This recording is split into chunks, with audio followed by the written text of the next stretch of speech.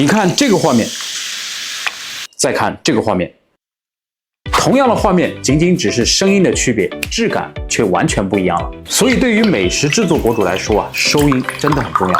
一个好的麦克风是必不可少的。我们可以在拍摄美食制作的时候，把无线麦放置在旁边，但是需要注意的是，别露出画面，这样我们拍的每一个画面都有了灵魂，剪辑在一起才更有看点，更加高级。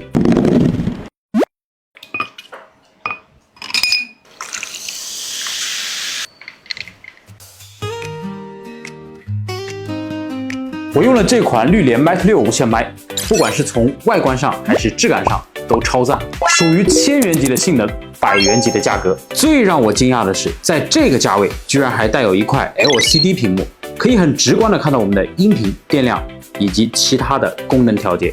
360度全指向收音效果，48K 赫兹，24 bit 的高采样率，这种一般只有1000元级才有的配置，几乎满足你所有的收音需求。并且它不仅仅限制我们在安静的环境下使用，哪怕我们去到户外比较吵闹的环境拍摄，一键主动降噪可以让我们的声音立马清晰。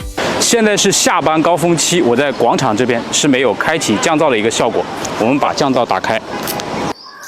现在我说话的声音是开启了降噪之后的效果，我们来听一下对比。现在我在的位置是地铁站这边，整体的环境是很嘈杂的。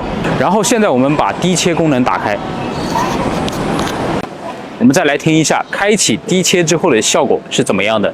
这款无线麦针对远距离的收音效果同样给力。我们来测试一下这个麦的远距离收音怎么样。